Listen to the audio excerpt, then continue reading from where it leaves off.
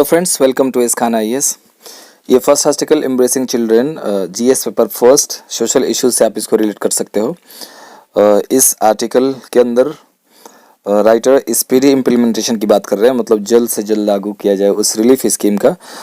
Actually central government ने बच्चों के लिए रिलीफ स्कीम शुरू करने की बात कही है, जिसमें उन सब बच्चों को जिनके माता पिता लीगल गार्जियन या फिर वो लोग जिन्होंने बच्चों को अडॉप्ट किया था वो कोरोना की वजह से एक्सपायर कर गए हैं, तो उनके लिए पीएम केयर फंड से प्राइम मिनिस्टर ने अनाउंस किया है कि हम उनको एजुकेशनल हेल्प, उनको पालन पोषण से रिलेटेड हेल्प दी जाएगी।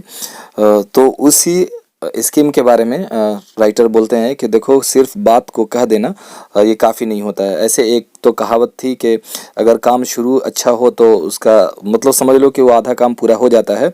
ये हमेशा सही नहीं है। काम यहाँ पे सिर्फ स्कीम का अनाउंसमेंट किया गया है कि ऐसा किया जाएगा, बट उसके जो भी प्रोसेस हैं, प्रोसीजरल फॉर्मेलिटीज़ हैं, वो अब तक पूरी नहीं हुई हैं। मतलब ये भी नहीं बताया है सरकार ने, गवर्नमेंट ने, हालांकि सुप्रीम कोर्ट ने पूछा था उनसे कि आप इसके बारे में, उसके फॉर्मुलेशन के बारे में आप क्या कहना चाहते हो, मतलब वो कहाँ तक वो काम पूरा हुआ। तो एक्चुअली उसके रिस्पॉन्स में एक्चुअली राइटर कहते हैं कि ये सिर्फ काफ़ी नहीं है कि किसी भी स्कीम को अनाउंस कर दिया जाए जब तक कि उसको ग्राउंड लेवल पे इम्प्लीमेंट नहीं किया जाए। तो ज़रूरत है स्पीडी इम्प्लीमेंटेशन की, मतलब उनको जल्द से जल्द लागू करने की, उसके प्रोसीजर्स को कि किस तरीके से उसको ले किया जाएगा, मतलब किस तरीके से बच्चों को सेलेक्ट किया जाएगा और कौन लोग होंगे जो ऐसा करेंगे, किन के साथ मिलकर इस काम को किया जाएगा। मतलब स्टेट गवर्नमेंट भी इस कोलैबोरेट करेगी, एनजीओज कोलैबोरेट करेगा, किस तरह से इस काम को किया जाएगा, ये जल्द से जल्द करने की ज़रूरत है, क्योंकि वो बच्चे अभी बिल्कुल बेसहारा हैं। और ख़ास करके अगर इसको जल्दी नहीं किया गया तो हो सकता है कि उन बच्चों को ट्रैफिकिंग में पुश कर दिया जाए, ट्रैफिकिंग में डाल दिया जाए, उनको उनकी खरीद फरोख्त शुरू हो जाए, या फिर उनको फ्लैश ट्रेड, प्रोस्टिट्यूशन के अंदर ढकेल दिया जाए।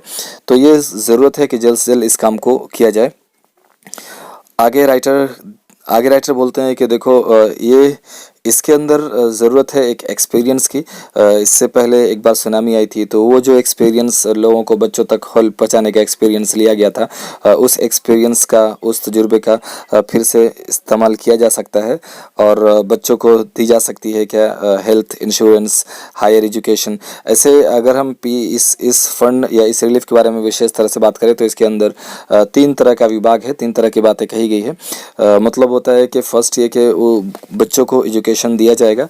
जैसे वो बच्चे जो बिल्कुल जिनके माता पिता नहीं हैं, उन बच्चों को बिल्कुल 0 से लेकर के 18 साल की उम्र तक उनको हर तरह से हेल्प की जाएगी।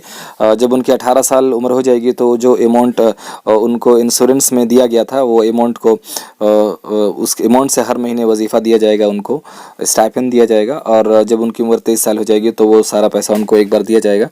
वो बच्चे जो जिनकी उम्र 1 से लेकर के 11 साल तक है, वो बच्चे क्या स्कूल्स के अंदर चाहे वो स्कूल गवर्नमेंट के द्वारा रन किए गए हों या किसी प्राइवेट के द्वारा, उनमें उनको एजुकेशन दिया जाएगा पूरी गवर्नमेंट की निगरानी में।